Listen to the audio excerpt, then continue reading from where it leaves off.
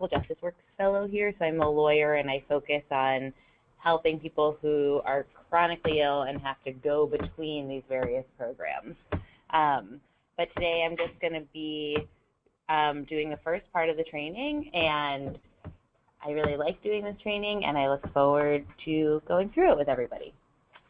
Okay, so the outline. First things first, we're going to give a Medicaid overview. So you're going to learn about what's MAGI Medicaid, which is the Modified Adjusted Gross Income Medicaid, non-MAGI Medicaid, other programs for people who are trying to get into Medicaid, but maybe non-MAGI isn't the best choice for them. And also we're going to touch on where to enroll, since that's a pretty big issue these days. I guess we're not going to go into the low-income programs, and then when I'm done, Mariam is going to come in and train you on when things go wrong, so how to advise clients or spot issues about fair hearings and the basics of appeals that we do. And I guess just to have in everyone's head as I get started, and maybe everybody has said this, it's impossible to remember all of this material. How come you guys do? Yeah, I don't remember everything. I have a lot of pieces of paper next to my desk that I look at all the time. And the key, what I'm trying to get at, is that you need to be able to spot the issues. You don't necessarily need to be able to remember all of the things, but when you're talking to somebody on the phone, you want to be able to have a sense of, like, this rings a bell, where should I look, and kind of go in that direction. So that's my goal for this training. So Medicaid, what is it? It's a comprehensive health insurance program for low-income people, and it pays for all medically necessary care. So that includes hospitalization, outpatient care, mental health, physical therapy, home care, which is a big thing that not a lot of insurance will pay for, nursing home care, diagnostic tests, durable medical equipment, some dental, and pharmacy benefits. There's no monthly premiums, but there are very small copays for certain services, so it's much more affordable than private insurance. And the vast majority of people have to select a Medicaid managed care plan. So what that means is that the state contracts with different health insurers to offer Medicaid plans, and individuals have to be a member of one of those plans. The plans have to follow the Medicaid rules, so they have to offer all of these things, all of the medically necessary care that a Medicaid recipient is entitled to. But for the Medicaid recipient, it's as though you're a member of whatever managed care plan it is. So they use health insurance like we all deal with health insurance. And it's important people can change plans anytime during the first 3 months of enrollment, and annually there's a renewal process and they can switch plans. Another thing that is relatively new and exciting from the Affordable Care Act is that there's continuous coverage for 12 months after initial eligibility, and that's for MAGI Medicaid only, and we'll talk about that. But like it says here, it's a comprehensive health program for low-income people, so it's pegged to an individual's income, and the 12-month eligibility means if you're eligible in the month that you apply, even if you become ineligible as a result of income over the course of the year, you still have Medicaid. For 12 months. Okay, so determining eligibility. This is the overview of what we're going to talk about. So determining eligibility means if someone's calling you or speaking with you, you're trying to assess whether or not they're eligible to enroll in Medicaid. So first you want to decide, so first we're going to talk about if a person is MAGI or non-MAGI. Then we're going to talk about household size, since income is really linked to an individual's household size, and household doesn't necessarily just mean the people in your house with you. Understanding how to look up household income or assess household income and resources. Talking about a client's immigration status, that's something that also has a major can have an impact on what Medicaid they're eligible for. And also, if someone is not income eligible, is it possible that they can get in using another Medicaid program? So we'll talk about that at the end. Okay, so Magi and non-Magi. So Magi on the left here, I'll say this a couple times. So Magi stands for Modified Adjusted Gross Income, and this is the Medicaid category that was created by the Affordable Care Act. So before the Affordable Care Act, every state, and New York is a pretty generous state, had very specific categories of people who they would give Medicaid to, like adults with children, disabled individuals. What Magi has done is it's all childless adults under age 65, all parents, all pregnant women and children whose income is up to 138% of the federal poverty level for childless adults under 65. Parents have a higher income level. Actually, pregnant women can be eligible up to 223% of the federal poverty level, and children are 154% of the federal poverty level. This is the kind of thing that I have next to my desk and I look at all the time. That would suggest that it isn't coded into software so that it can go, select the category, go to the next slide, select that category, and then that's being developed, but it won't be ready until after it's coded. Well, the marketplace, and we'll talk about that, the marketplace is the New York State of Health, where people can apply, the exchange where people apply online and in person with us. They do that. There is that functionality there, but for us, I'm just trying to get you to remember that the income, so first you're saying, okay, is someone Magi or non-Magi? A caller calls you on the phone. Well, are they a childless adult under age 65? Are they pregnant? Do they have children? Then that's going to kind of probably lead you down the Magi path. Each of these are kind of like a fork in the road. So who is non-Magi? Adults who are 65 or older, individuals who are certified disabled, so that means that they have a disability certification from the Social Security Administration. Those individuals can have a choice of being Magi or non-Magi. People who are, that is... There was a gap. When you get certified disabled, it's 2 years before you get Medicare. So that is... It was tough. Yeah, so you're bringing up a good point, which is that when individuals do get certified disabled, they start receiving disability payments from the federal government. They have to receive those payments for 24 months until they can get Medicare. And what you're talking about is still an issue where even though they can choose to have Magi budgeting, they can be assessed as a Magi individual. Their income is often too high. But we'll talk about that a little bit. That's step two. Let's try and get step one. Yeah. Okay. Well, so we can talk definitely, because that's like when I said I'm focusing a lot on individuals who are in that 2-year waiting period and seeing what Medicaid to get them into. And then someone who's receiving TANF, which is it's what welfare has been renamed to, SSI payments, or an individual who is in foster care on their 18th birthday, those people are all going to be non-Magi. So that means that they can't apply in the marketplace and they have different budgeting rules. Also, we're talking about spend down or with long-term care needs, and we'll kind of talk about spend down a number of times, but I'll keep repeating that if somebody has a spend down, which means they make too much for Medicaid, but they really need to be on Medicaid, so they're going to figure out a way to pay in to get them to that lower budget level to get into Medicaid. They're paying in to the lower budgeting level, the non-Magi level. So that's also a little bit 2.0.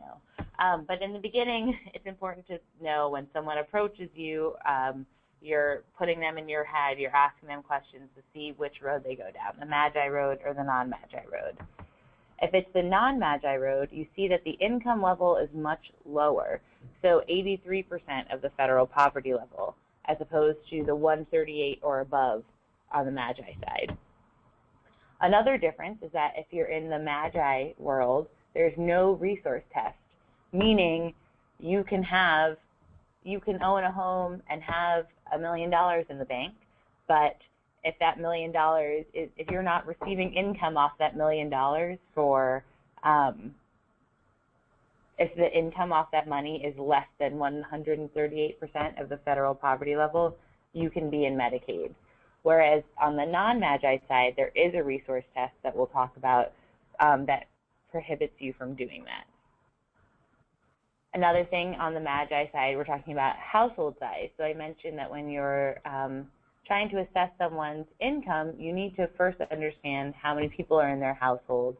For Magi, that's your tax filing unit. So whoever you're filing your taxes with, spouse or dependent.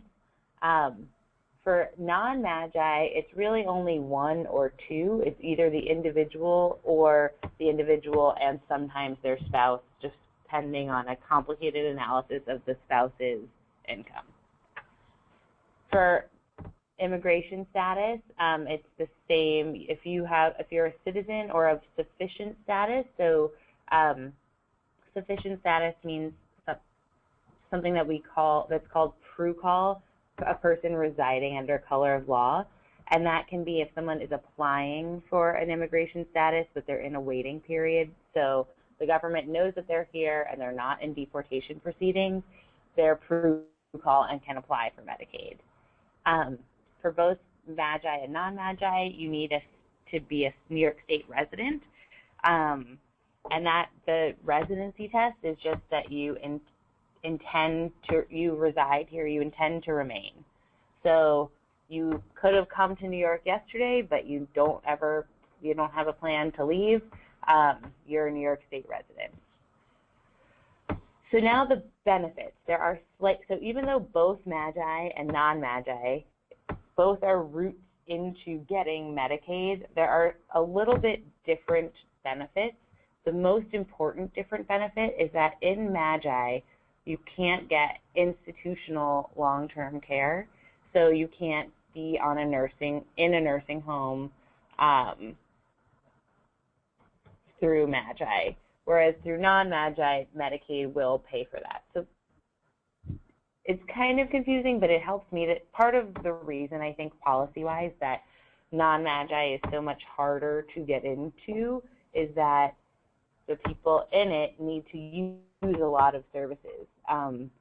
So there's kind of a limit on that. That's like a limiting factor. Okay, so hopefully that gives you a sense of how to evaluate if a person is a Magi or non-Magi individual. So as I mentioned, the ACA, the Affordable Care Act, expanded, well, I didn't say this part, they expanded Medicaid eligibility for most to 138%. So it didn't just expand who is eligible, it increased the amount of money that you're allowed to earn to be eligible for Medicaid. And the Magi income, so the household size as your tax filing unit, and the income, which is, we're going to talk about a little bit more, but is based on your taxable income, your gross income from your taxes, line 37. That calculation is used across different affordability programs. So there's Child Health Plus, which is for children age 19 and below. It's also used for assessing individuals' ability to get advanced premium tax credits and cost-sharing reductions to purchase private plans on the marketplace. So another big takeaway from this training is that if you're talking to somebody and they are non-Magi, just basically know that you should probably talk to a supervisor. I mean, I've been doing this work for almost almost 2 years, and it's like a very complicated analysis to understand someone's non-MAGI income, because there's a lot of what's called disregard. So even though the income looks really low, there's a $65 disregard just off the top, and then I think another $20 disregard, and then it's half of any earned income is disregarded, and disregarded means like we're pretending like it doesn't exist for the purposes of this math problem.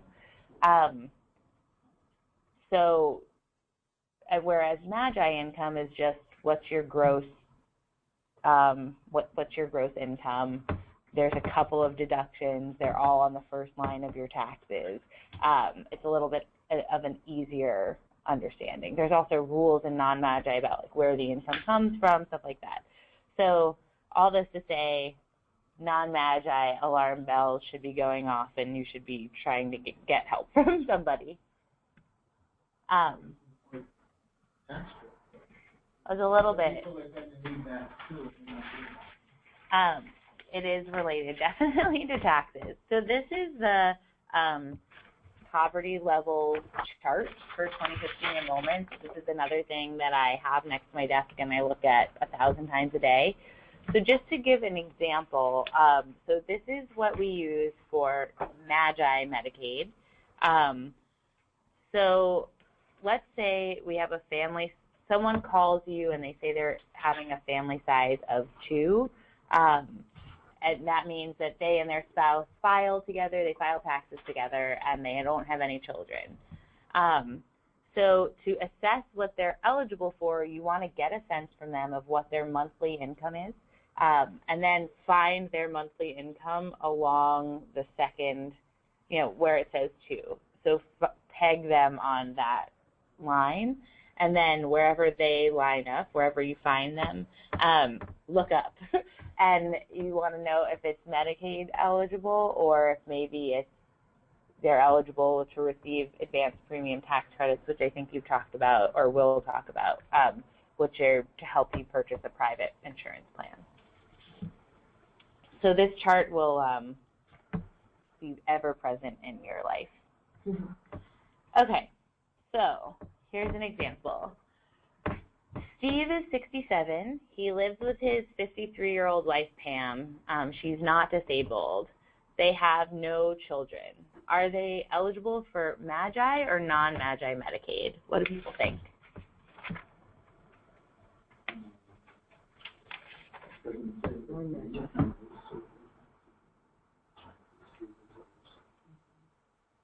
So, yeah, putting income aside for a second. So, yeah, MAGI. So they have no children. Okay. Oh, I'm hearing different answers. So one thing that I realized I didn't mention when giving this example is that even in one household, people can have multiple, like within one household, one person can be MAGI and one person can be non-MAGI. So I was hearing Steve is 67, right? So alarm bells go off because he's over 65. Steve is non-MAGI because he can't go in he can't access MAGI Medicaid. Pam is 53 and she's not disabled, so your analysis was right, she is MAGI. So that's kind of confusing, but just kind of is an illustration of that you can have multiple kinds of Medicaid eligibility within one household.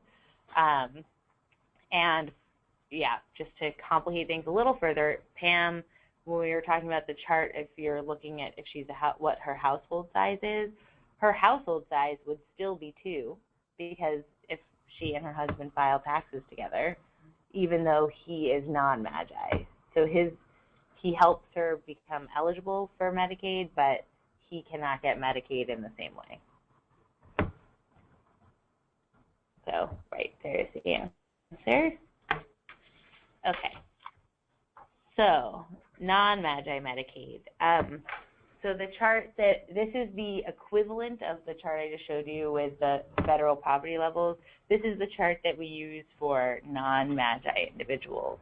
So people who are over 65, who are on Medicare, like I mentioned, who are certified disabled but not receiving Medicare, they optionally can get into this program, which they might choose to do because, as I mentioned, there's different benefits. So maybe someone needs some long-term care.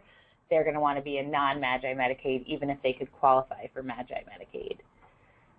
Someone who needs a Medicare savings program, which I guess we're not talking about today, but is kind of like a helpful cost-sharing program for individuals who are on Medicare, or people who need to spend down. So I guess the important thing about this list is to know that it looks different and that there's a lot of information on it.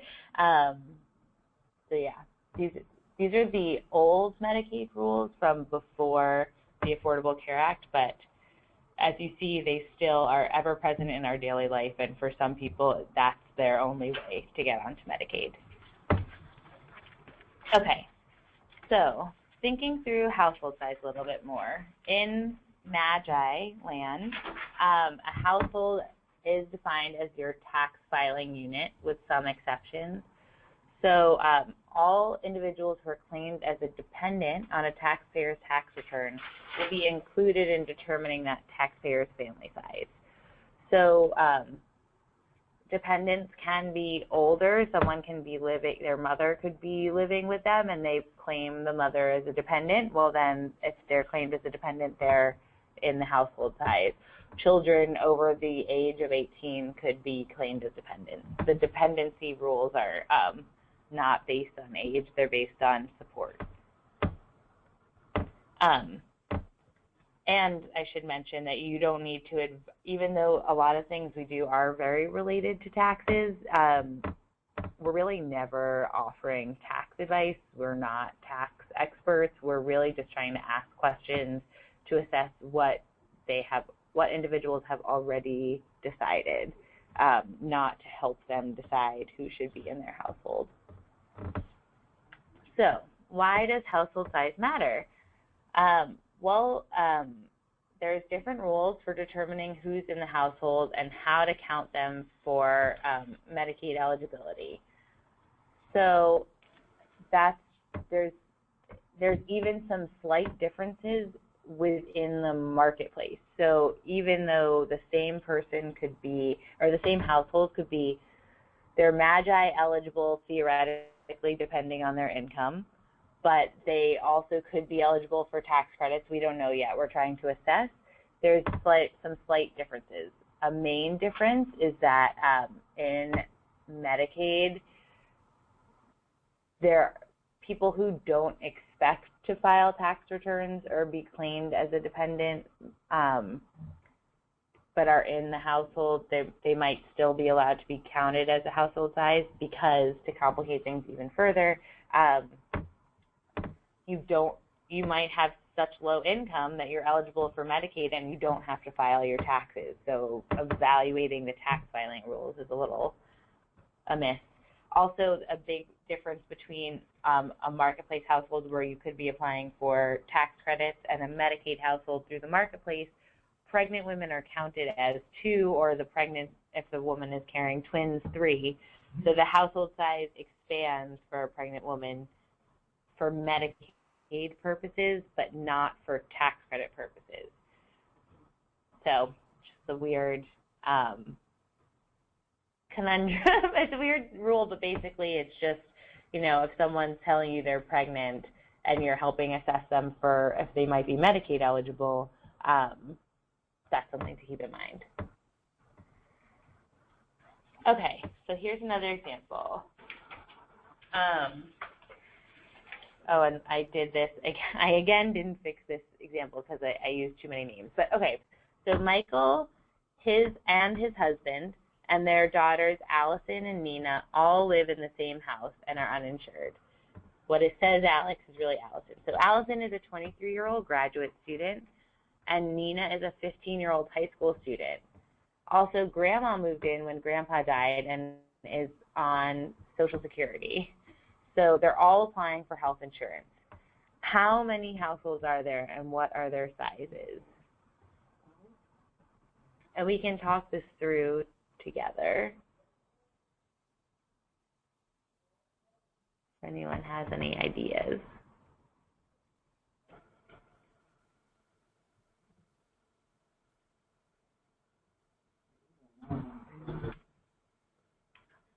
What was Grandma has it. I don't know what it is or whether she. Yeah, so what is the... Those are two different things. I guess it's two households. Well, what are some things that would be helpful to know to, like what don't we know? Yeah, who is being claimed as a dependent. So let's just stick with Michael and his husband for a second. They have their 2 daughters.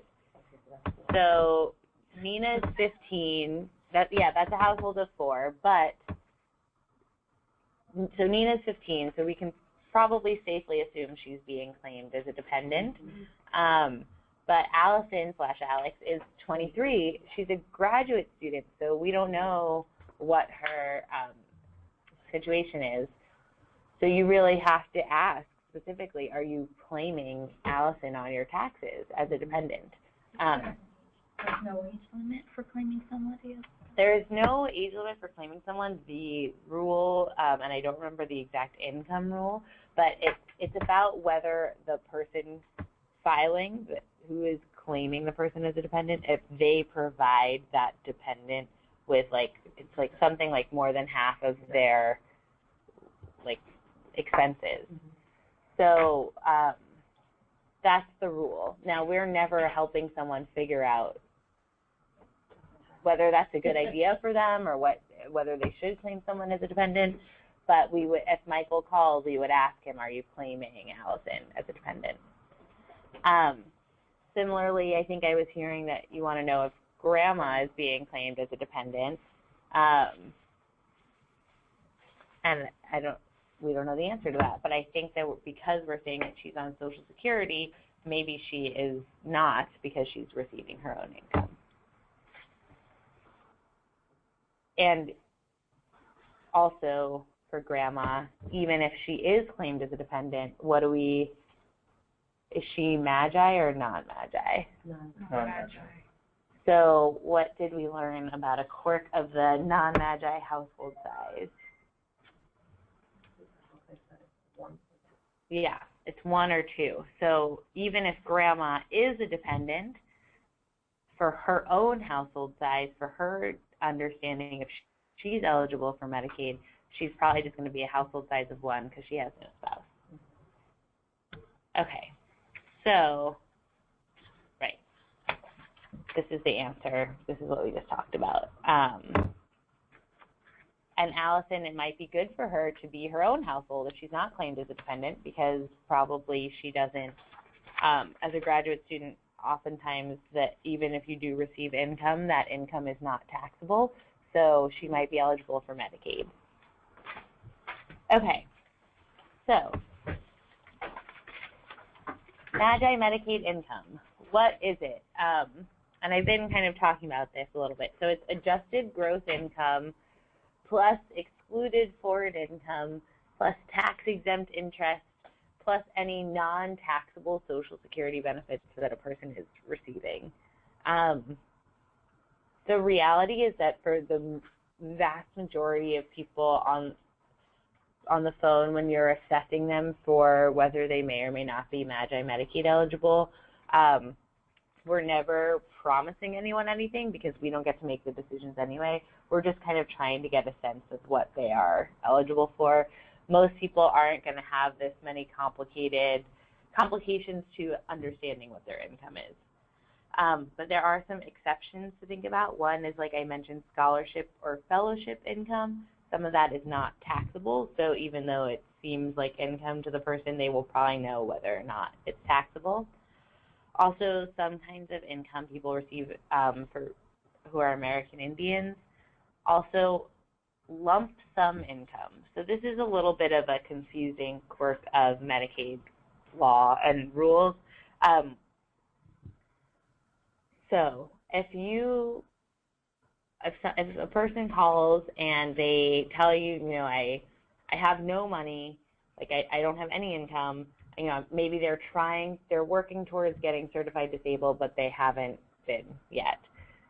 But they just had a settlement, like maybe they were in an accident and they got paid $50,000 last month.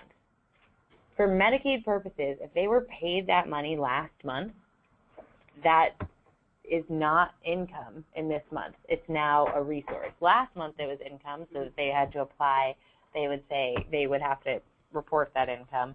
But if you're in the Magi world where you don't need to report your resources, that's just a resource. But if that person doesn't want to be on Medicaid, they want to be on a private plan with advanced premium tax credit, that $50,000 does count towards their annual income. Part of that is because for Medicaid analysis, you look at the income month by month, because for Medicaid you can do something called point-in-time eligibility. So you're assessing the person's income that month. Whereas for advanced premium tax credit, you're getting, the government is helping to offset the cost of your premiums based on your projected annual income. So that's kind of, yeah, it's a little confusing, and it's confusing even when I talk to people who, you know, when I'm trying to assess somebody for this. But the key takeaway here is just that remembering that the word income means different things for when you're talking normally in life and when you have your Medicaid hat on. And so you really want to get information from people about what their income is, where it's from, when they got it, and this is why, because you're trying to assess them in this way. Okay, so another thing. So here on the left are things that you include in your modified adjusted gross income and the Magi income. And on the right side are things that are deducted. So these are the deductions on your taxes that lead you to line 37, that lead you to your Magi eligibility. So things that you include are if you receive any wages, salaries, tips, taxable interest and dividends, a pension, an annuity, an IRA distribution. A lot of times older people will come in and they'll be like, well, I have no income, and then it turns out actually they do have income, it's just they're not getting it from a job, they have an IRA distribution, that counts. Social Security benefits that are of an amount high enough that the individual has to pay taxes on them.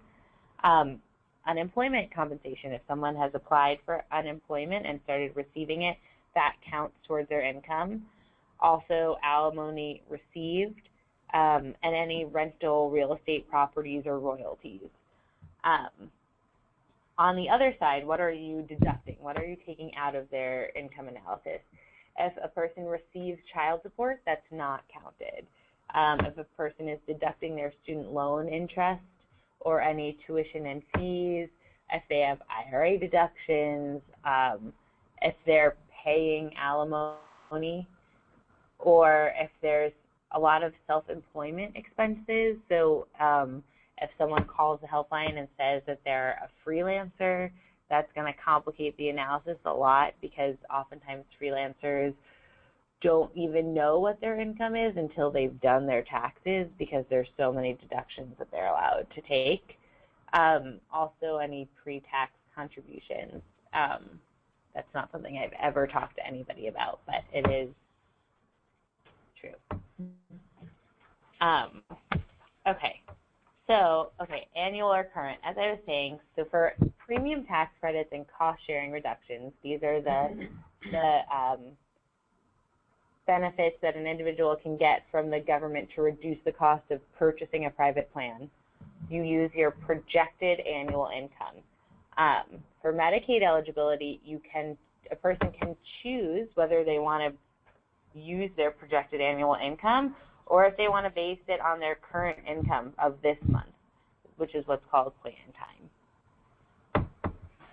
What that means functionally is that we have a lot of clients. I just enrolled somebody in Medicaid yesterday who, was a teacher, was working, made $30,000 this year already, probably wouldn't be Medicaid eligible in that projecting forward, but she lost her job. So now she has zero income and doesn't know, she can't realistically project moving forward because she has no idea. So for this month, she is Medicaid eligible, and as I mentioned way at the beginning, if you're Medicaid eligible in this month for Magi Medicaid, you have 12 months of coverage. So even if she gets a job, she'll still be covered. Okay. I have a question about that. Mm-hmm. If she does get a job, will her Medicaid then become her second? So Medicaid can become secondary to another insurance. So if a person has Medicaid, they're in this 12-month period, they get another job and that job offers them health insurance, then Medicaid does become secondary. They have to alert Medicaid, and the Medicaid managed care plan that everyone has to enroll in, they will get out of that managed care plan, so the state's not paying a couple $100s a month for them for insurance they don't need, and they just kind of get a straight Medicaid benefit that acts as a safety net to them. Okay. Okay.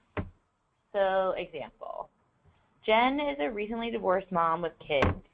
She earns $1,000 a month from a part-time job. She receives $400 a month from child support, and she pays $400 a month for child care. What is her income, and what programs are they eligible for?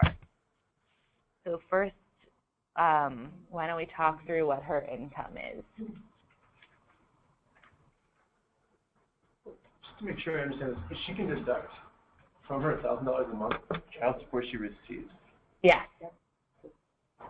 Really? Okay. So then, I would, but I don't think you can deduct child care expenses, though, right? Right. So that'd be $600. I think you're right. And how many? So with an income of $600 a month, and how big is the household size? 3. Yeah. Mom, she's divorced, so she's not filing with her former spouse, and her twins. We're assuming that she claims the twins as dependents. And actually, that's not an assumption that we should make, because especially in divorce settlements, there's all sorts of complicated things about who gets to claim whom. So, but we're right. So let's see what the answer is.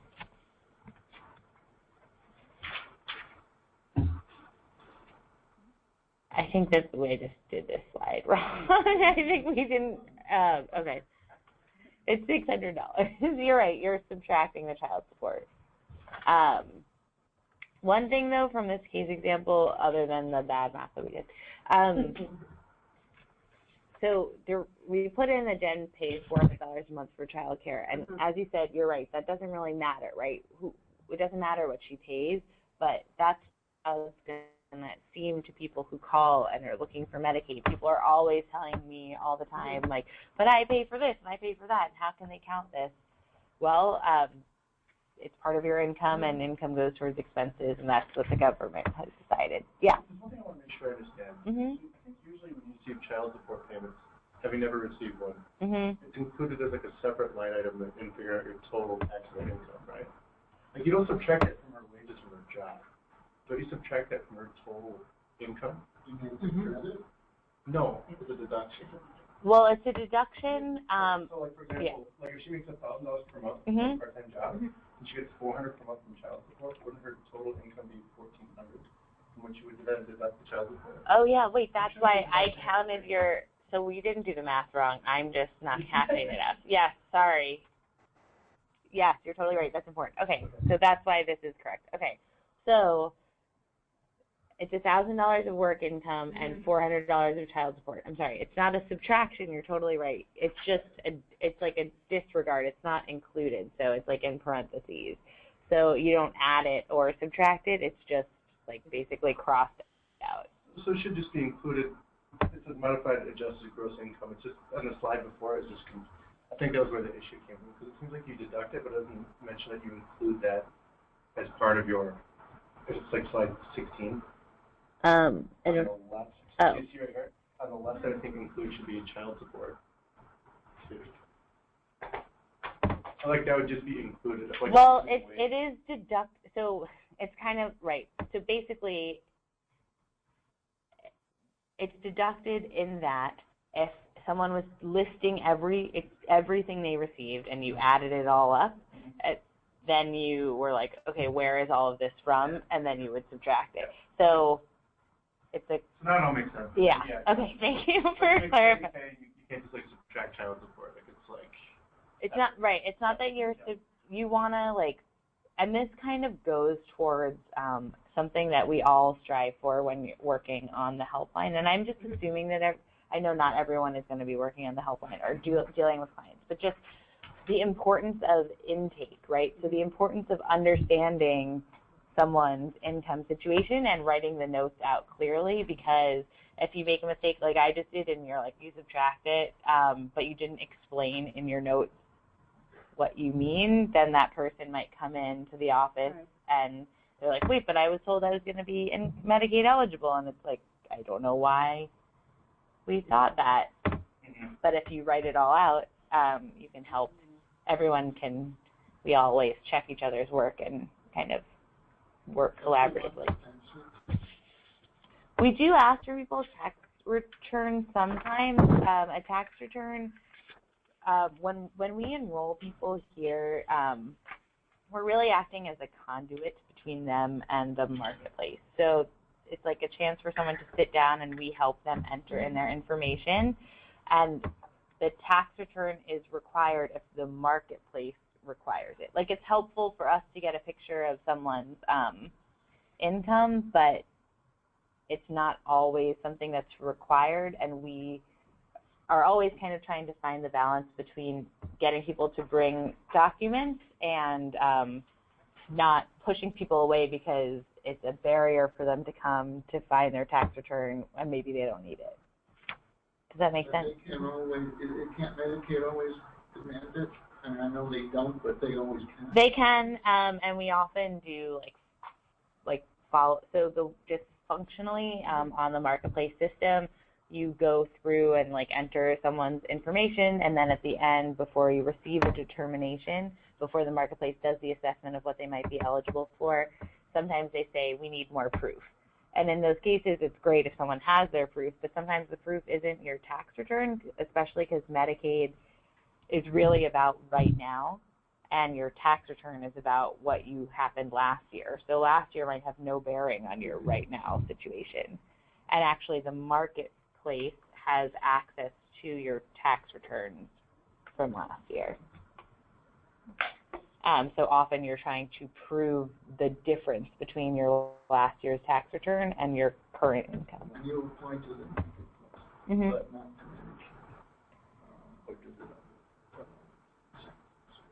No, so the marketplace is where the MAGI eligibility happens, and that's this online system. And the non-MAGI eligibility is done by individual workers at a local district of social services office.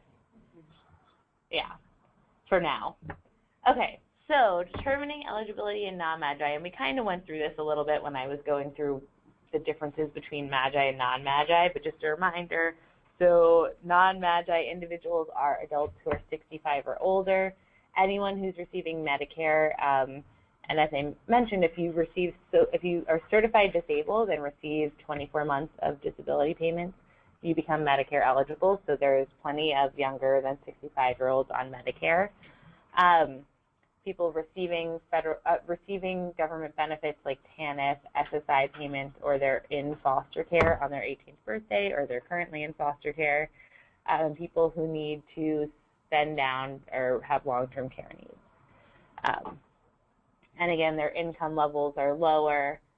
They have a resource test, and the household size is not their tax household size. Okay, so household size is really important because it tells you, in both systems, but especially in non-MAGI, because it tells you whose income and resources are counted against the applicant. Also, the higher the household size, the higher the income limit. So that's true for both programs.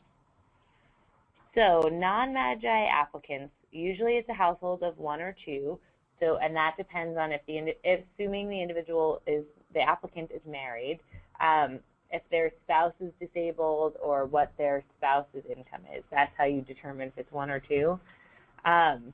You don't count an applicant's children in their household for non-Magi Medicaid budgeting, but adults who are non-Magi and have children can choose Magi budgeting if that's more advantageous to them. So they don't need long-term care, they just need to get into Medicaid, and they are the parent or caretaker relative of an individual who's of a child. They might be able to use Magi budgeting. Or if someone is certified disabled and not yet receiving Medicare, they can use Magi budgeting. All this to say, always ask for help from a supervisor. We always ask for help from each other when screening non-Magi clients. Asking for help is, you take one thing away from this training, always ask for help. We're working on this together, and we're asking our volunteers to process a lot of information, and it's really complicated, and it takes a long time. So it's not a bad thing to ask. Okay. So in the household size, oh yeah, please. So does household size have to be 1 or 2 in addition to these other categories being satisfied? Yeah. So I kind of think of it as like, which door, like a person is talking to you, which door are you opening? The Magi door or the non-Magi door? You're opening the non-Magi door if they're over 65, if they're in one of these categories. And then once you're in the non-Magi, whatever, hallway, if we're going to continue down this metaphor, you're trying to figure out who they're bringing with them, who's in their household. So they're not, I don't know if I'm addressing your question. Yeah, no, so you make sort of an initial eligibility determination or determine whether they're potentially eligible by whether or not they fall into one of these categories, and only if they do would you then go down the rest of the... Yeah, and that's kind of the thing, because I'm always in the mindset, at least, of trying to, we are always in the mindset of trying to assess people for the best health insurance that they're eligible for at the lowest cost. So that's a lot of times we're trying to see if someone is Medicaid eligible. And so you have to kind of go through all these checks to see. But it's not anyone who makes under 83% or who has under 83% of the poverty level, or anyone who has this household size would be eligible. They would right. First, you have to be in the category, and then you have to look at the household size. Because if someone has less than 83% of the federal poverty level in income, but they're an adult, a non-disabled adult, then they're Magi eligible, and they can make up to 138%. And so why not put them? That's a much easier road to go down. Okay. So we're talking about if someone lives with a non-Magi spouse and have no children under 18, then their household size is 2, because if you're a non-Magi applicant and your non-Magi spouse, so your spouse is also is disabled, aged, or blind, which you don't actually talk about, but that is the category, that's one of the categories, then their household size is 2. But if they live with a Magi spouse, so going back to our first example of the day with the 67-year-old and his wife who's under 65 and not disabled, and they had no children. So when you're assessing the eligibility of the non-Magi person, their household size is 1. If the spouse's income is less than $375 a month, then it doesn't count against the applicant. But if their Magi spouse has income that's more than $375 a month, then their spouse's income, then their household size is 2, and therefore their spouse's income counts against them. Now, if a person is a non-Magi individual who lives with a spouse who is Magi eligible, and they have children under age 18. Remember, children don't matter for your household size. So the household size is, again, it's 1 if the Magi spouse's income is less than $375 a month, but if the Magi spouse's income is more than $375 a month, then their household size is 2. But this person could choose Magi budgeting because even though they're non-Magi, they're the parent or caretaker relative of someone under 18. So that might be better for them. Yeah. So when could you have a household size of 3? In non-Magi, never. It's like impossible. Yeah, they don't, because they're assessing, it's just like it's like a totally different methodology. Not within the rules. I mean, like how could you count to 3? Like, I mean, so we're not really including children in this. You don't include children, yeah, so you can't count to 3 because it's really just the individual and whether or not if the individual is married, whether or not they're a spouse. So you would never be like, oh, there are too many people in this household to qualify as non-Magi. It's like not possible. Okay. It's going well. I have no idea how this time is. I didn't. No, you could go ahead. I just wanted to. Yeah, I'll keep going. All right. Sorry. And why well, you were asking why 375. Because that's the rule. Yeah. So, and again, this is. You're determining that maybe the husband is non-Magi and other people in the household need different insurance. So household size doesn't really mean household size. Right. Household size. One of these pages, it will. Well, household size never means who lives in your house. It always means either who's on your taxes if you're in the Magi universe, or this complicated analysis in the non-Magi world of who do you have a spouse and what's their income and are they disabled or over 65. I understand this. When you're in the non-Magi world, you are not going by tax return to determine household size. Right. You go by tax return to determine other things. No, in non-Magi world, you don't care about your tax return.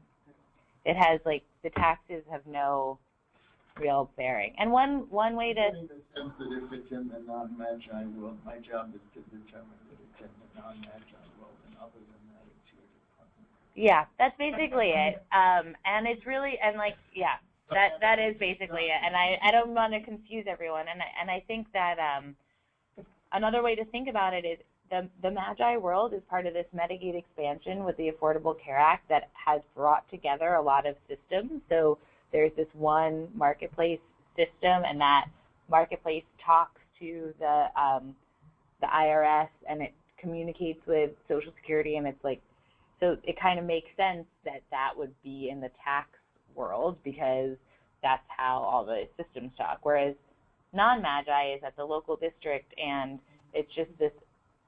It's like many years of Medicaid rules and law on themselves that have gotten us to this point. Okay, and I should see we're on slide 24, and where are we supposed to be? Probably further. Okay, so let me go a little quicker. Sorry. So non-Magi income. Again, if you're non-Magi, you're not just determining if they're non-Magi. You're trying to get a sense of what their income is. And again, it's important to know, is it earned or unearned? Where are you getting it from? Is it recurring? Is it a one-time payment? Because as I said, there are these different disregards that depend on whether something is earned income or unearned income. So earned income is money that you receive as a result of work. Unearned income that's paid because of a legal or moral obligation rather than services performed. So child support payments, unemployment insurance, Social Security payments, even though you might feel as though that's an earned payment because it's the system you paid into. For the purposes of this, it is an unearned income. Interest on bank accounts or support from relatives. In-kind support. So this is interesting. So a lot of people in this world might be receiving some form of support from relatives. So if the son is giving his mom $100 in cash for rent every month, that counts as income for the mother.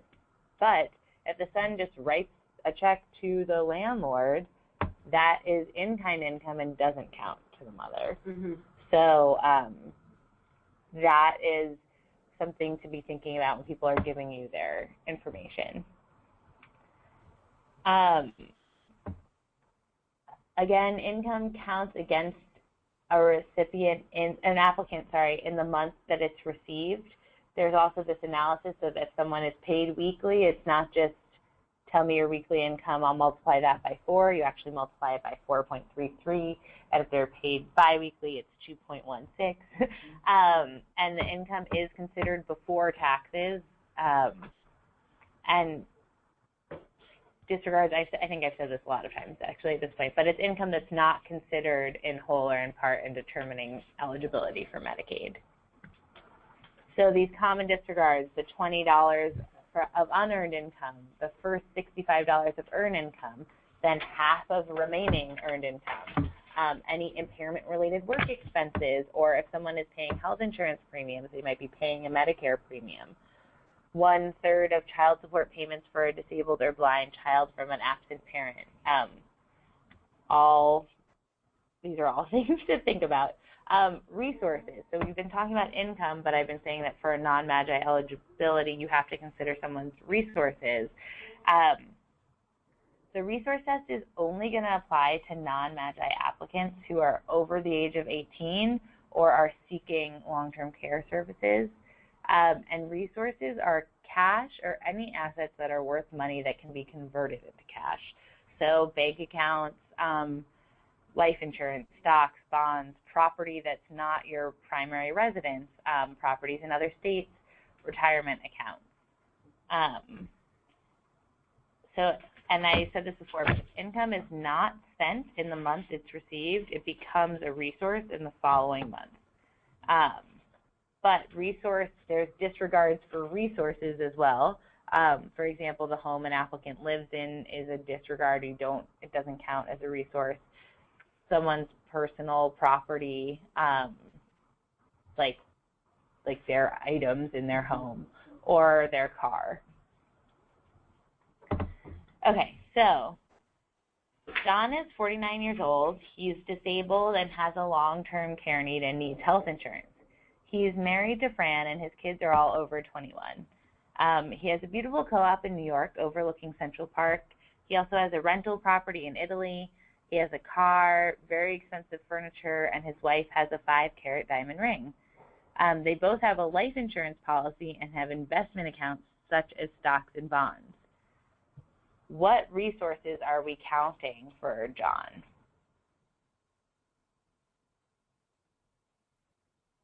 What about rental property?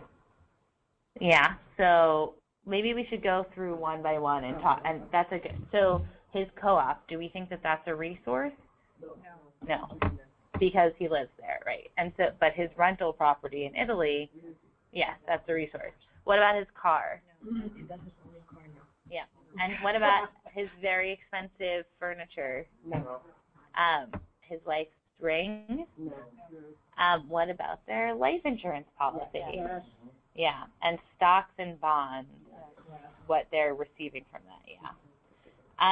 Okay, and I put this note here. So he is 49 and disabled, certified disabled, but he can choose to be MAGI if he wants, in which case none of his resources count against him, but we say that he has a long-term care need, so MAGI Medicaid might not be helpful for him. Okay, so nailed it. Okay, immigration status. So I talked a little bit about this. So U.S. citizens are eligible for Medicaid, qualified aliens, so that's green card holders, refugees, asylees, battered spouses of a citizen or legal permanent resident who has a Violence Against Women Act or family-based petition pending, and others. That's people who are permanently residing under color of law. So they're eligible only for New York State Medicaid benefits. So U.S. citizens and qualified aliens can also purchase insurance through the marketplace, but Prue-Call individuals are not eligible for to purchase insurance but are eligible for New York State benefits. And just so you know, Pru-Call is not a designation that a person would know about themselves. It's like a term of art in this world. So they would probably know what visa they have or if they've applied for something, but you would have to do the analysis that they might be Pru-Call. Okay, so only two groups are not eligible for Medicaid. One is individuals who are undocumented, so they're here without the knowledge or acquiescence from USCIS, and they have not applied to change their visa situation, or non-immigrants,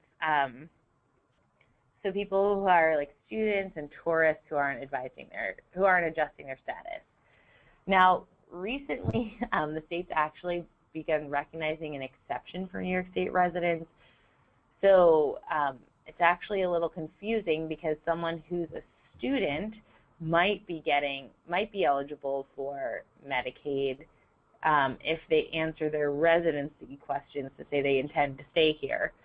But that's a little, so basically if someone's a student or a tourist, you might want to ask a supervisor. But even if someone is undocumented and not eligible for Medicaid, they might still be eligible for what's called emergency Medicaid. So that's Medicaid for the treatment of an emergency medical condition. So it must be threatening to life or limb. It can also cover some treatment for dialysis, chemotherapy, or radiation. Also, undocumented women who are pregnant are eligible for Medicaid for pregnant women.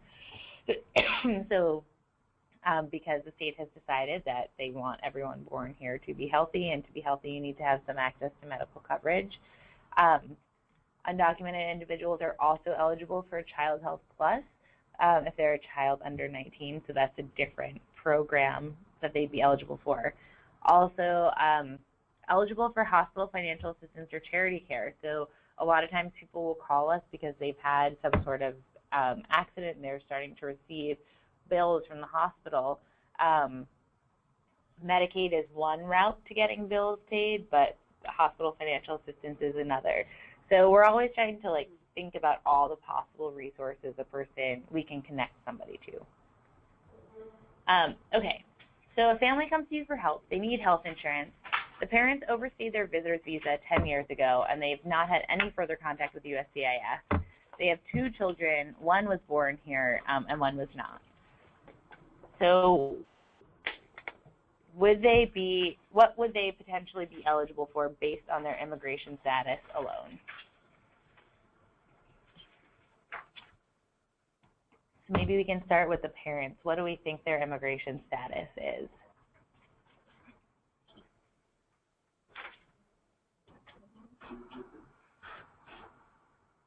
They could be refugees or asylees, right? Or do those have to be them? Well, so what we've said is that they overstayed their visitor's visa. So they originally came here on a visitor's visa and then they never left. So that means that they're undocumented because even if they are a refugee, they're not on a refugee visa. So yeah.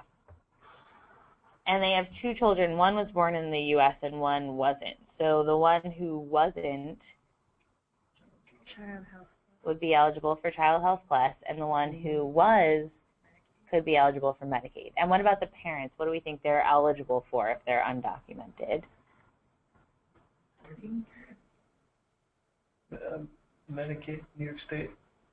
Emergency Medicaid.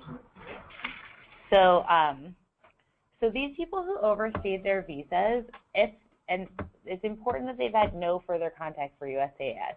So if they are in the process, if we take this example, but the person tells you, well, I submitted an application, to get a refugee visa, but I'm waiting. Well, that might mean that they're Pru-Call eligible and therefore would be eligible for Medicaid. But yeah, so that's just the kind of questions to ask people to get a sense of what their eligibility is. You may have already mentioned this. emergency Medicaid, is that something you actually like apply for and have a card for, or is it just like if an emergency situation comes up, then somehow you're... So you can apply for emergency Medicaid through the marketplace. So we often do help people apply for emergency Medicaid, and it's kind of like a helpful like thing to have in your, it's a card you have in your pocket, and if there's an emergency, it's immediate.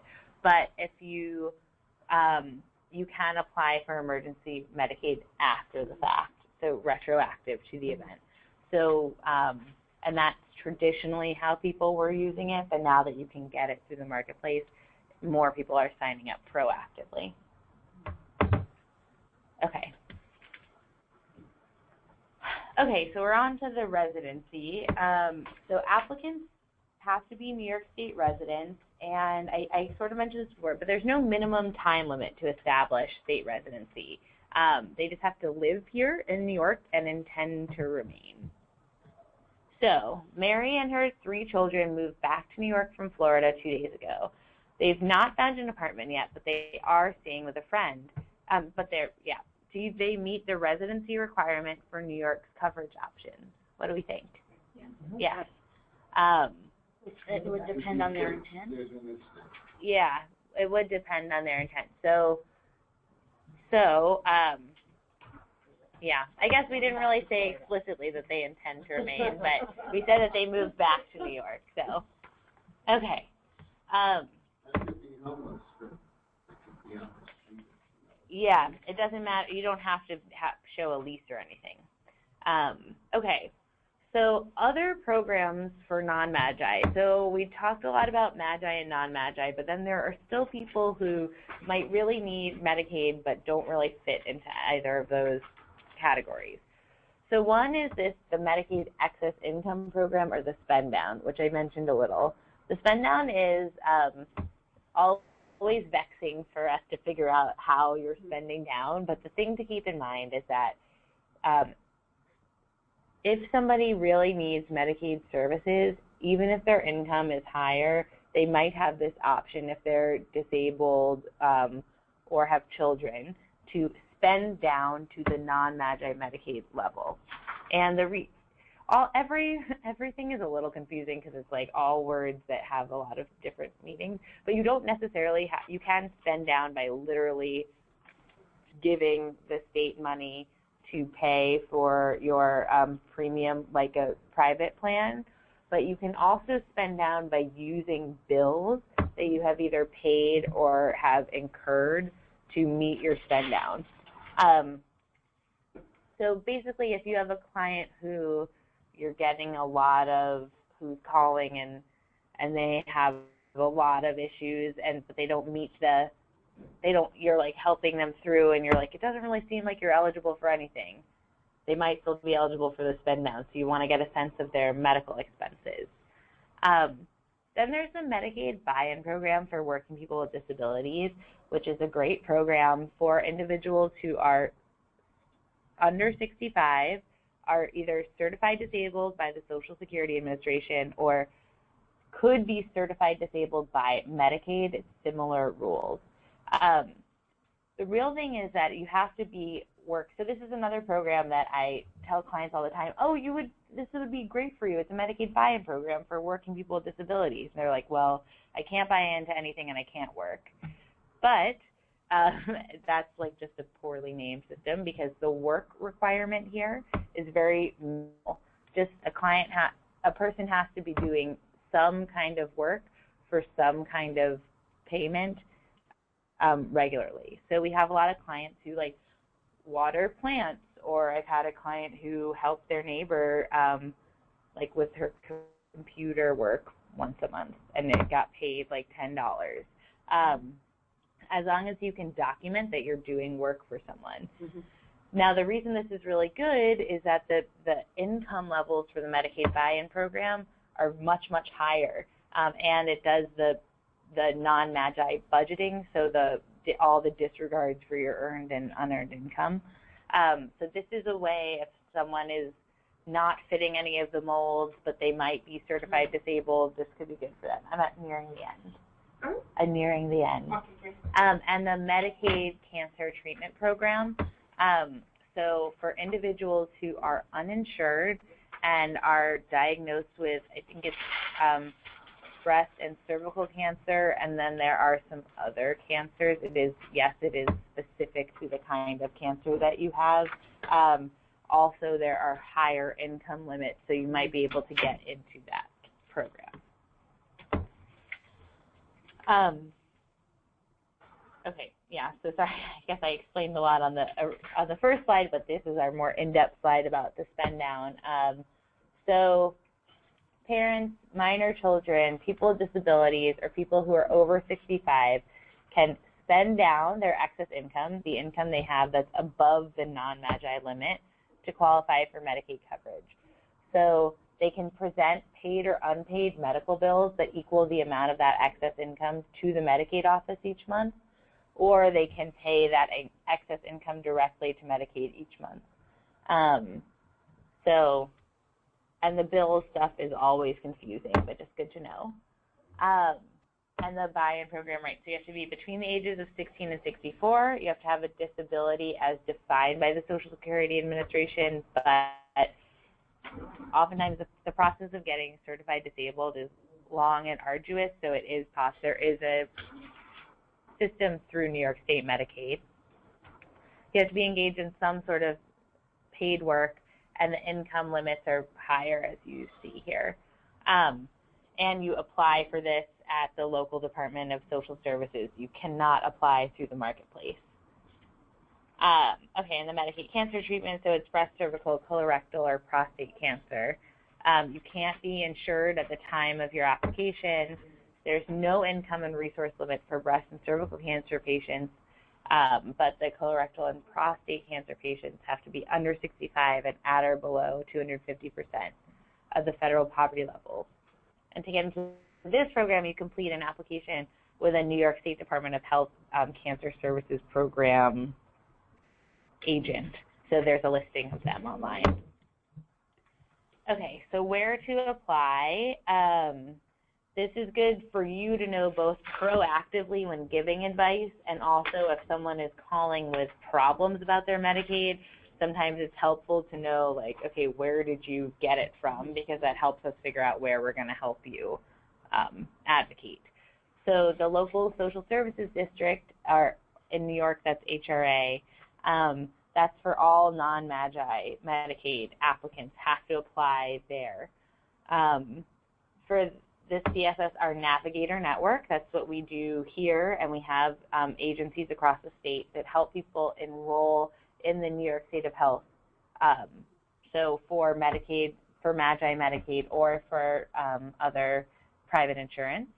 And the Navigator Network is just, we receive funding from the state, and we make appointments with people, and they sit down face-to-face, and they have someone who helps them. We go through the application with them, and then if they have questions, they can contact us, and it's free for them. There's also, they can go directly to the New York State of Health website and do it themselves, or people sometimes enroll through a health plan. So you can enroll either in Medicaid, mostly in Medicaid, I think, through a health plan directly. Probably the health plan will use the New York State of Health website and enroll the individual, but that's another option. There are some timelines. So federal law requires that determinations are done in a certain number of days from the date that the applicant has signed or finished their application. So this is kind of somewhat irrelevant now, because in the MAGI world, we sit down with a person, and generally, unless they have to give more proof, they will get a determination in about an hour. But in the non-MAGI world, if you're applying at the local district and you are submitting a paper application, you should be prepared to wait for 30 days for pregnant women and children under 19, 45 days for adults who don't have disabilities, and 90 days if an adult also needs that disability determination I was talking about through Medicaid. So that's why it might be important to know when somebody actually put in an application. And also retroactive coverage. This is a Medicaid benefit. So basically, retroactive coverage is that benefits can, benefits can be retroactive for 3 months prior to the month of application. So if the applicant was Medicaid eligible during those 3 months and requests to get Medicaid for those 3 months, so maybe it didn't matter to them, they didn't have any medical issues, or maybe they had to go to a doctor, had a major medical event, and if they had known that they were Medicaid eligible, that would have been great. So you can still kind of apply for them backwards. And Medicaid will pay the applicant's outstanding unpaid medical bills if those bills are bills that Medicaid would pay for. Meaning, if it's a Medicaid provider is certified with Medicaid, or if it's a procedure that Medicaid would cover. So, for example, Medicaid doesn't cover all dental work. So if someone got a lot of dental work, that doesn't, just because they were Medicaid eligible doesn't mean Medicaid's going to pay for it, because they wouldn't have paid for it in the first place.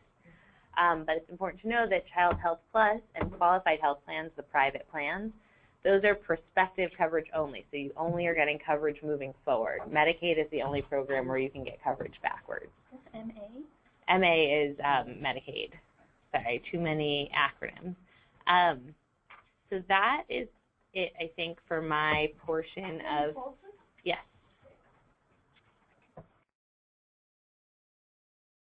At CSS, and I'm going to talk to you guys about when things go wrong, which is what people call us. So this is fair hearings and appeals. Sorry,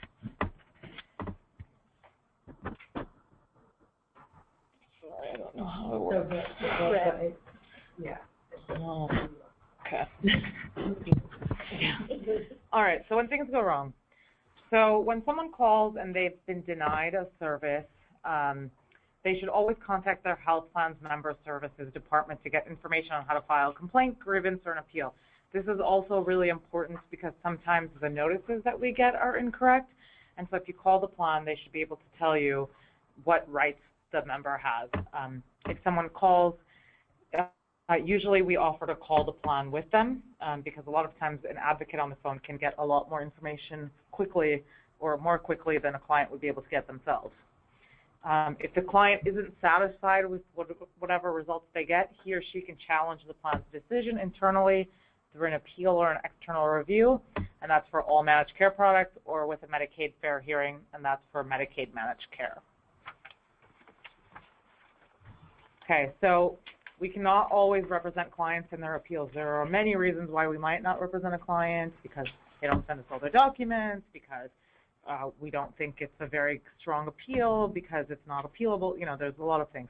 But we want to make sure that each caller knows their appeal rights, whether or not we're going to help them, understands their timeline, has requested aid to continue, and I'll talk a little bit about what that is, if possible, or I'm not sure if Alex did, but has resources to write an initial appeal.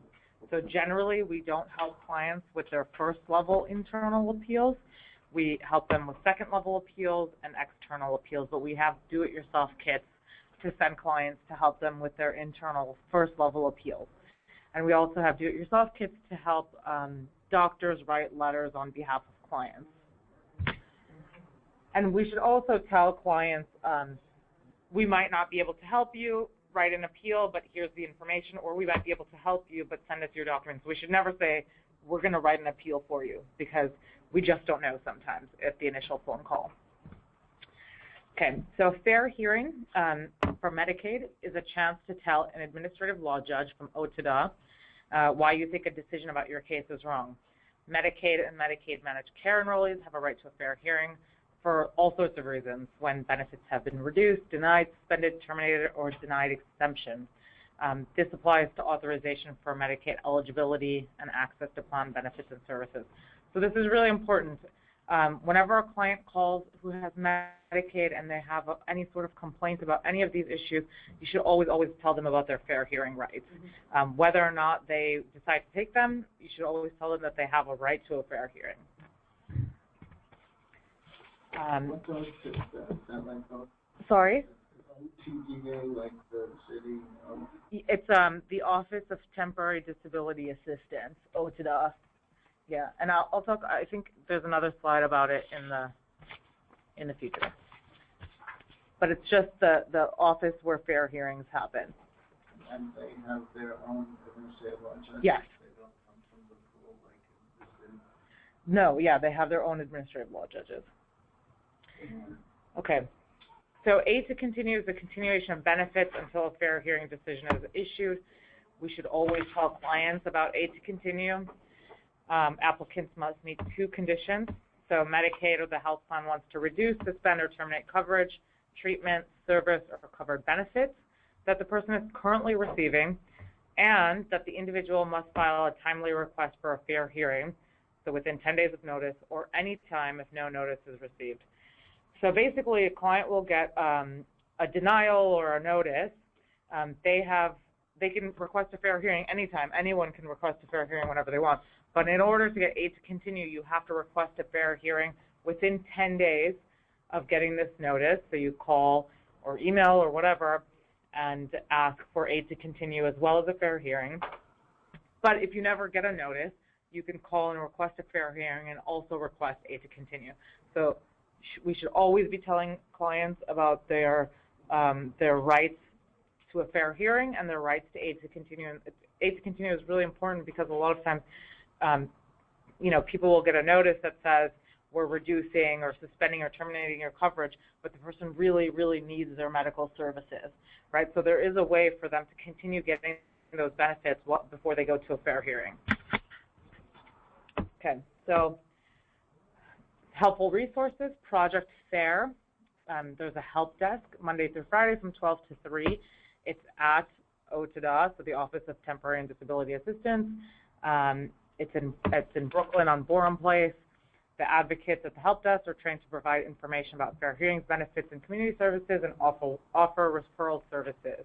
It's right in the main waiting area, so you sort of walk by the desk before you go there. This is a really good resource for clients because a lot of times we can't take them to a fair hearing. Fair hearings for us would take a long time to prepare, but people can go to a fair hearing and represent themselves. And Project Fair is a great resource for people that don't know what to expect, that might need some advice on what to say, and they're right there in the main waiting area. So they don't refer people here. I think that refer people there. Do they refer people here? I'm not sure if they refer people here, but we do have like a mutual referral thing, I'm sure. But if someone represents themselves at a fair hearing, the administrative law judges tend to go a little bit easier on them.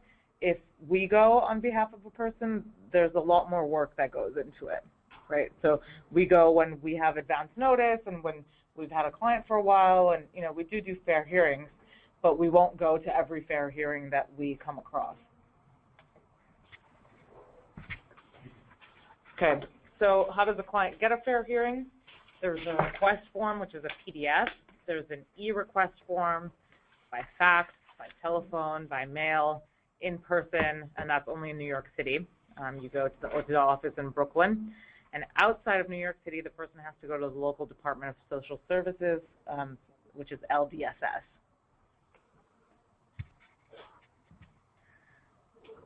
Okay, so now we're going to shift over to marketplace appeals. So this is QHPs and MAGI Medicaid. There's 2 different types of marketplace appeals. There's eligibility appeals, which appeals a determination for eligibility for which the applicant disagrees. So let's say a client is given APTCs and they think that they should get MAGI Medicaid. You can appeal to the marketplace for that. There's also benefit appeals, so appealing a denial, reduction of services from your insurance carrier, and that you appeal to the insurance company or DFS or Medicaid managed care plan. So the eligibility appeals, right?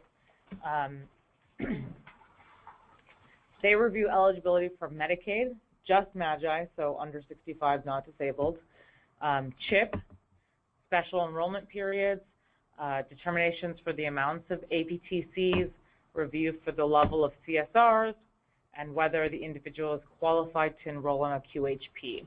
This is not an exhaustive list. They must have a final determination before requesting an appeal. Okay, so a lot of times when you go onto the marketplace, it'll say something like, You need to upload income information for us to make a determination, or you need to upload immigration information for us to make a determination. You can't appeal on those. You need to have a final determination before you request an appeal. And clients can also, through the marketplace, request aid to continue for Magi Medicaid or QHPs. But that's that you have to get in within 10 days? You know what?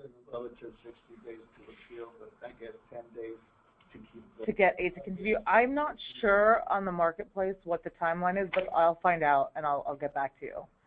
Because OTDA has different rules. Huh? Don't get back to me. We'll deal with it. No, I'll find out because that's a great question. I'm not sure. I used to do a lot of procedures. Yeah, no, I'll find out. Bug on administrative law. Okay. So this is the individual appeal timeline for marketplace appeals. So you receive adverse determination from the marketplace.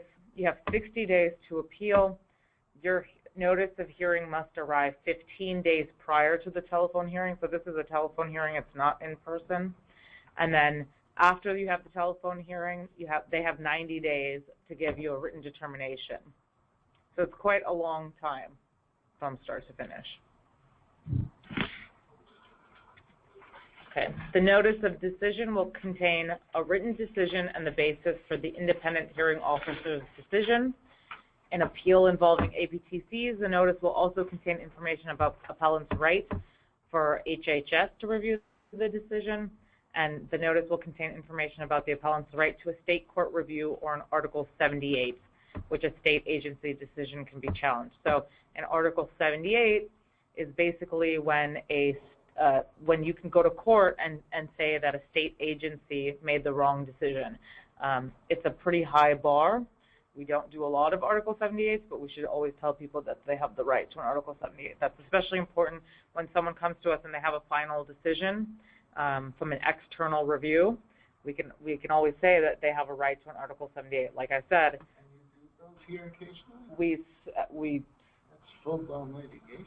yeah, we have lawyers here, so we don't do them very often.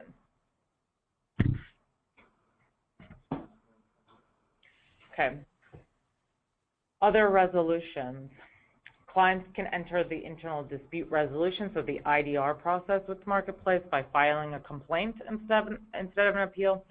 If they do that, they could lose their right to aid continuing. Appeals timelines should not be told. If IDR fails, they should be able to request an appeal from the first day of complaint.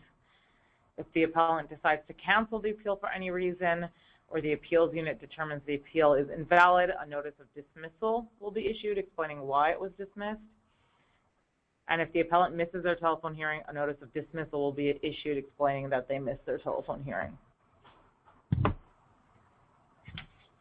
Does anyone have any questions on those before we go on to commercial appeals? Okay, so that was all about eligibility. Now, commercial appeals are appealing service and benefit denials.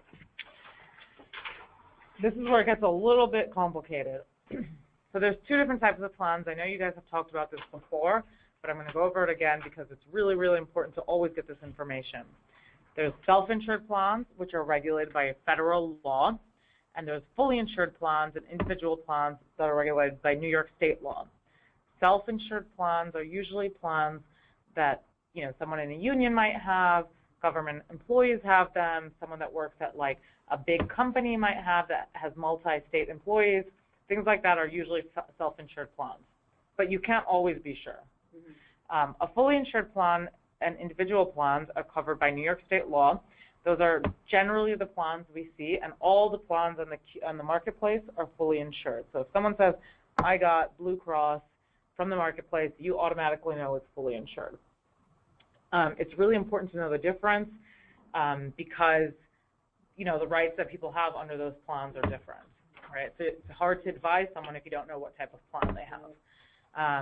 A lot of times people don't know what type of plan they have, and they can find out either from their HR department or they can find out by calling the plan. But you should always, always ask. So in both plans, the time to appeal, the first internal appeal is 180 days from the date of the denial. What gets an external review is similar but a little bit different. So self-insured plans, they involve medical judgments and rescission, so it's a little bit broader.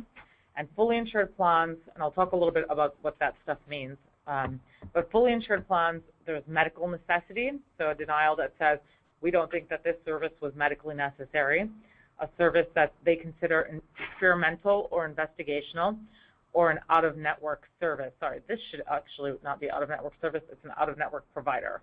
So you can cross that out. That law just got changed recently, so. What doesn't get external review? Administrative issues for self-insured plan, administrative issues, not a covered benefit, wrong reimbursement. Same thing for a fully insured. So if someone has a billing issue, they will not get an external review. How much time do you have to file? You have 4 months with a self-insured plan after you've exhausted all of your internal appeals. So whether it's 1 or 2, you have to exhaust all the internals before you get an external. For fully insured plans, it's 4 months for consumers and 60 days for providers. And 4 months is from the final adverse determination. I'll talk about that in the future a little bit. I guess the future is now because it's the next thing that I'm going to say. Self-insured plans, you have to do all the internal appeals, like I said, except urgent care, concurrent care. So if you have an urgent appeal, you can file the first level internal and the external at the same time. For a fully insured plan, it's the first internal appeal decision, so we call that the final adverse determination, the FAD, even if there's an second internal appeal, right? So if a client comes and says, I filed the first internal appeal, I got denied, I got an FAD, and I'm thinking about filing a second level internal appeal. We should tell them, like, yes, you certainly have the right to file a second level, but the deadline of the external appeal is 4 months from the first level appeal, no matter what. So if they miss that, then they've missed it. You can file the second level and the external at the same time for a fully insured plan, right, if you're cutting close towards the end, but the external is binding. So if let's say you file a second level and the plan overturns it, but then external upholds the denial, then it would be upheld. And same here with urgent concurrent care. You can file them at the same time if you have an urgent case.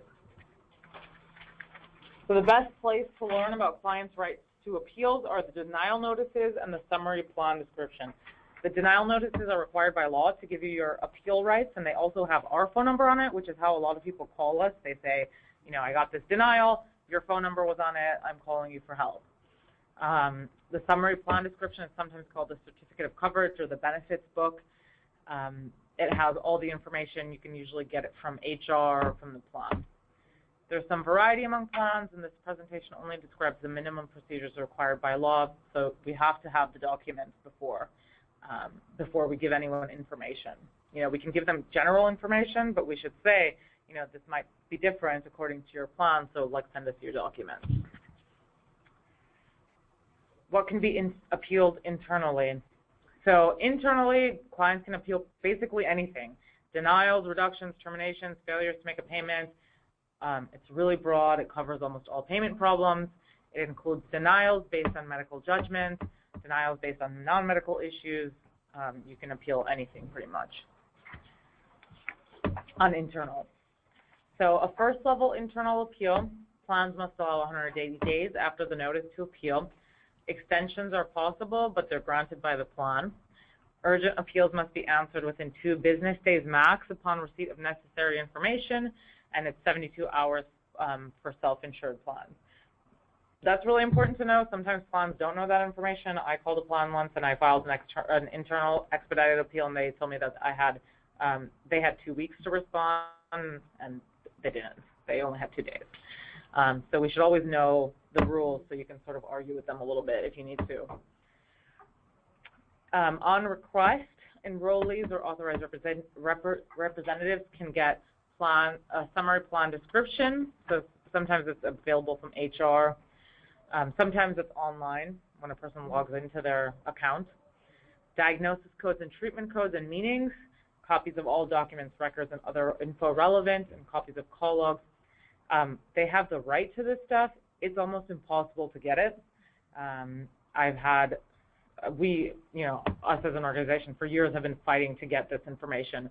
And we've been, so basically when someone calls and says, I need all this information, or you're telling them you need this information, they should call their plan, request it. They probably won't get it, and then we file a complaint.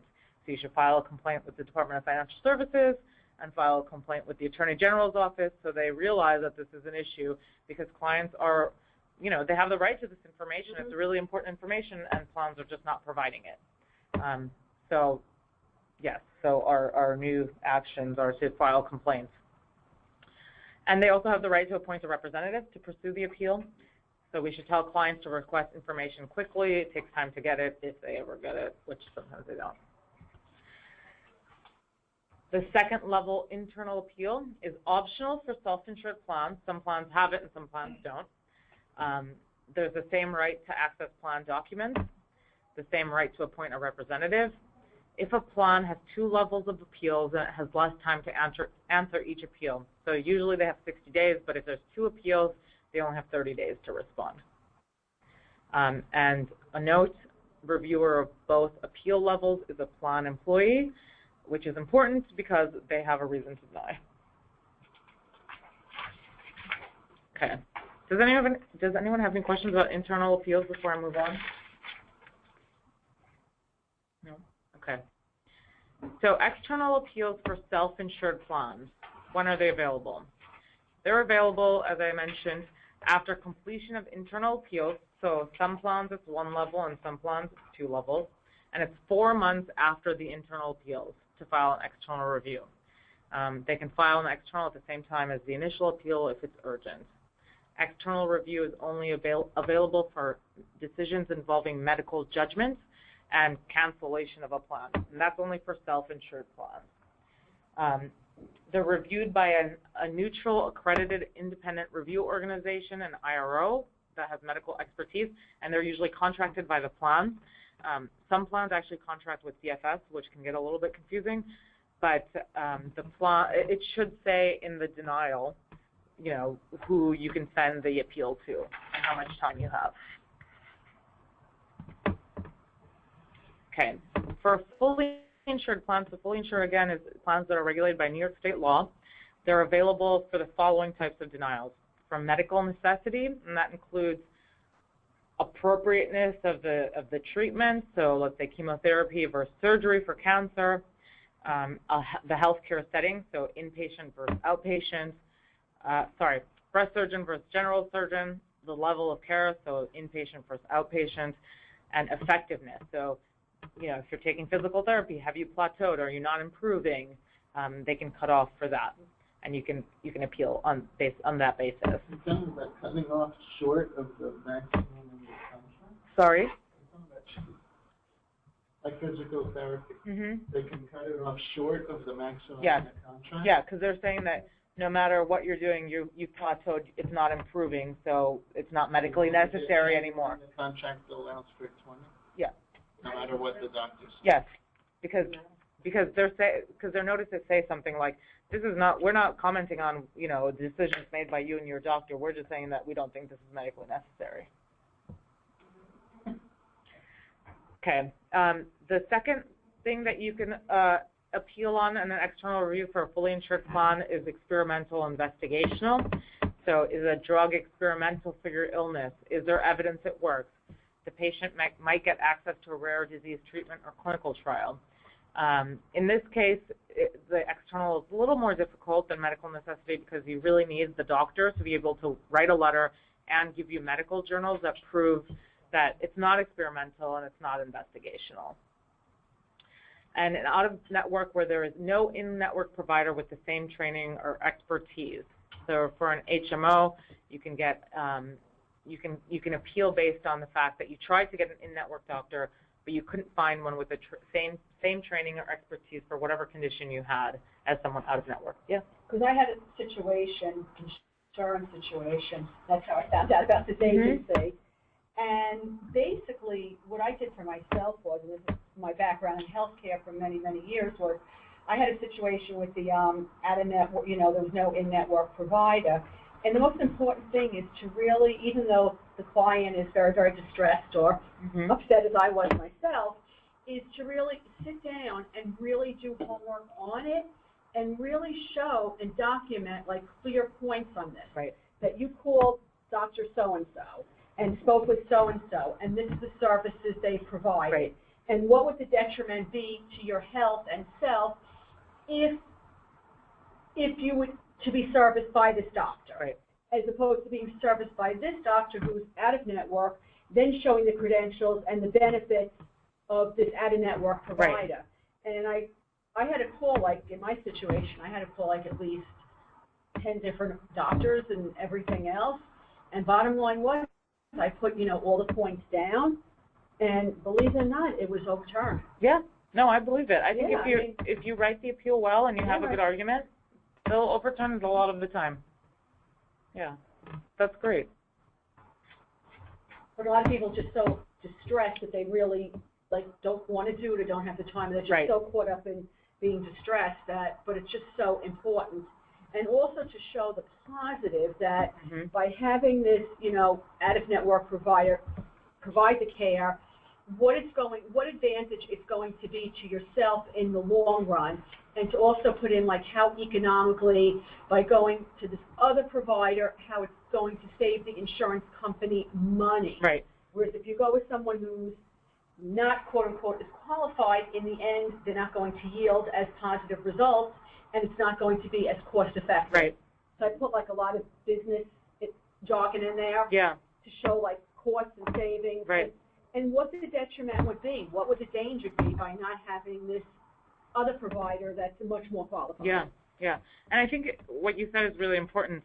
People are often really distressed when they call us, and it's really important to just be really calm.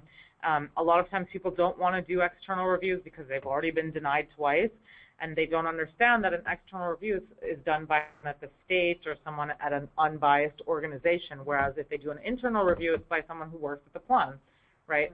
So people should know that, external reviews are sort of a very different ball game than internal reviews, and that we can certainly help them with those.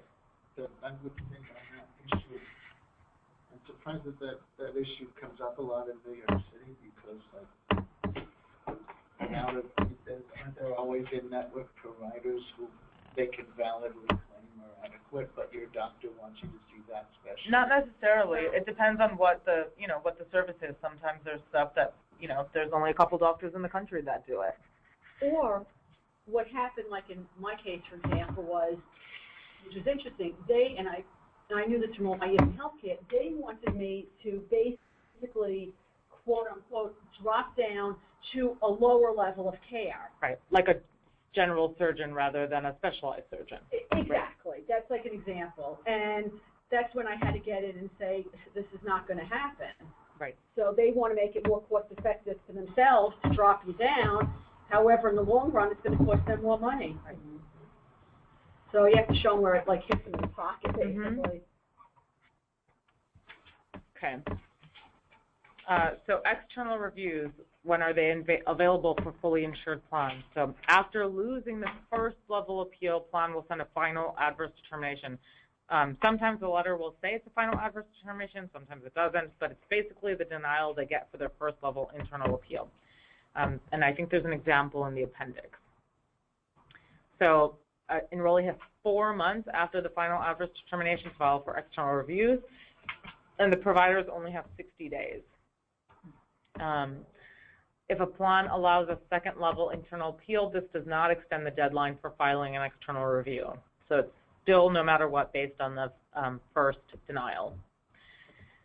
Do not miss the right to external because you're waiting for the second level internal appeal. These appeals get sent to the Department of Financial Services in New York State using the standard external appeal application form, which you can find on DFS's website. A plan can charge $25 per review. If you win your case, you get that $25 back. If you lose, you don't get it back, but they can't charge any more than $75 per year for any enrollee.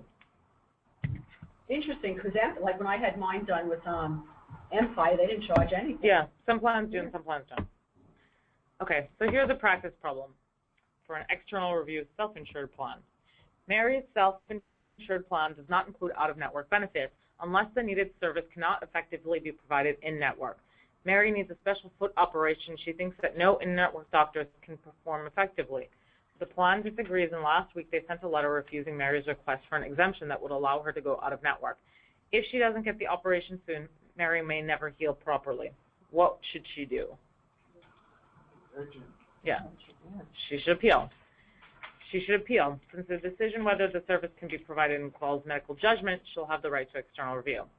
And since her condition is such that a delay may jeopardize her recovery, she can apply for an external review immediately at the same time as her internal appeal. She should do so. Okay. A caveat, some aspects of this presentation do not apply to grandfathered self-insured plans, but the golden rule, which is you should always check the plan documents, always applies. Okay, this is just a handy little chart that tells you what sort of appeals you have based on what type of health insurance you have. It's good to just have this handy so you could look at it when people ask what their appeal rights are. Does anyone have any questions about appeals before we move forward? No? Okay. So taking a call 101, this is the last section, I think so. If the case is about Medicaid, so if someone calls and says, I have a Medicaid plan, you ask, did you get a notice? Did you request a fair hearing?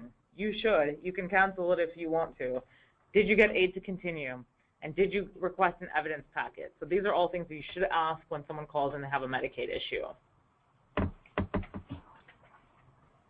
For some reason, people always forget to say fair hearing and aid to continue, but they're really, really important to mention.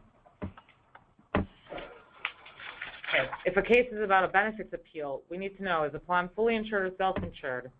Is it an HMO? Is it a PPO? Is it an EPO? A lot of times people don't know the difference, and so there's questions that we can ask that will tell you what it is. So you ask, do you need a referral to go to a specialist?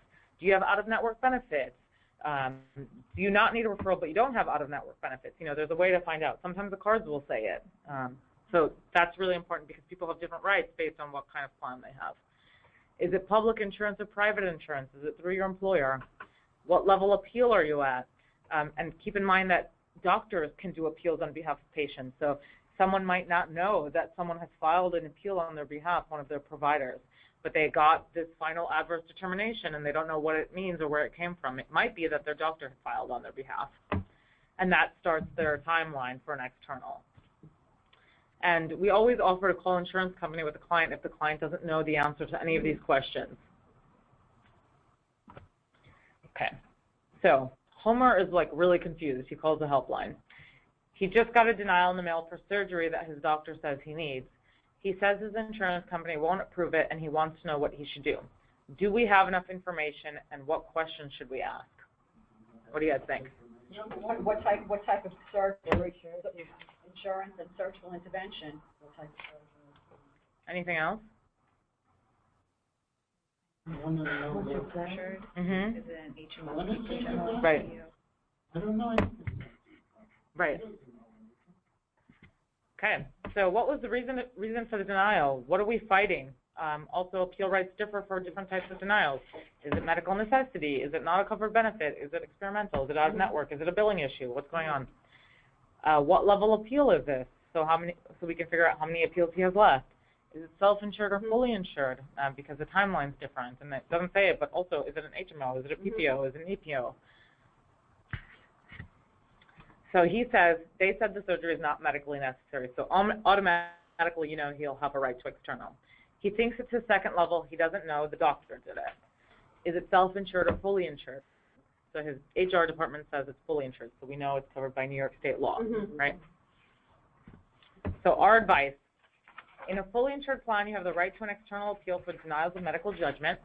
You have 4 months from the date of first appeal denial, also known as final adverse determination, the FAD, to file an external appeal. Send us all the pages of your denials, your medical records and doctor's letters, and all appeals already filed. We'll review it and see if we can help you write the appeal. So that's what we should always say. We should say, we are going to review your documents, and then we will get back to you. We should never say, we're going to help you write an appeal, because we don't know unless we see all the documents.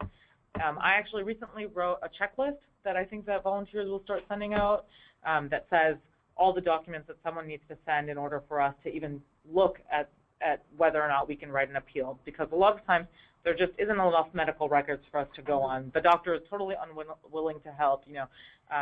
So we really, really need all of the information, and we're going to have a handy document that we can just give to people that says what they should send us. That's it. Any questions? No? So taking it all one-on-one, is there a place to turn for a list of questions for us to ask and things to say so we don't get tongue-tied? Yeah, well, so the first, when you start volunteering, you'll shadow. So you'll listen to someone on the phone who's been doing it for a while, and then you'll reverse shadow. So someone will be sitting with you while you answer questions. You can always put the person on hold. You know, in the beginning when I didn't know the answers to things, I would always say, look, I don't want to give you the wrong advice. Let me go ask. And people generally really appreciate that because they don't want the wrong advice. So you can always put it on hold, and there'll be a supervisor always around, and you can ask them whatever questions. And the supervisor will tell you what questions to ask. But as you get the hang of it, it'll be a lot easier. There's not one general checklist because it really just depends on what kind of call you're getting, and there's so many different types of calls. And I think the first phone call is like really the most difficult, but after that, you'll sort of get the hang of what to ask. Can we get back to, I know, that's a big question. Can we get back to people rather than keep them on hold for a while? We can. Sure. No, we can.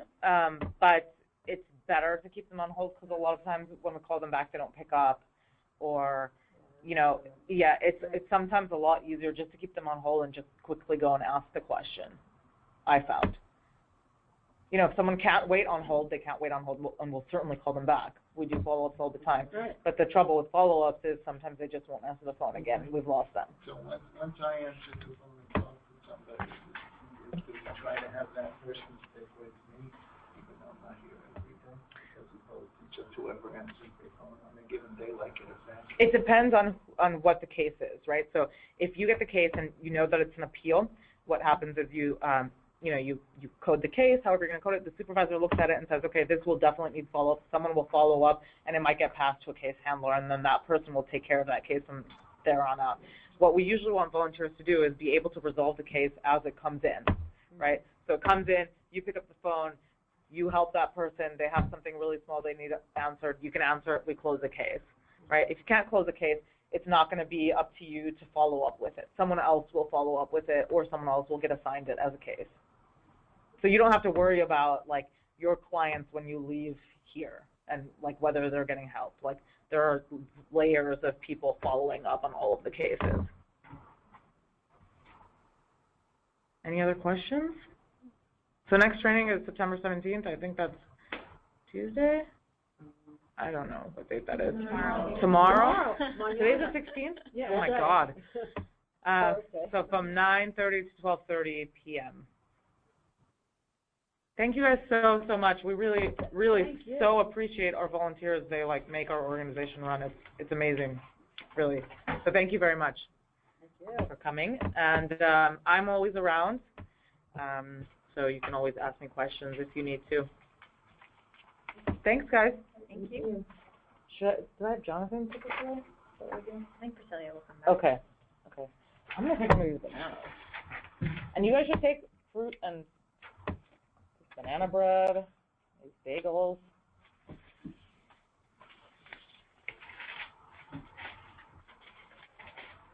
Okay, I'll go run and get Priscilla. I think you guys are done.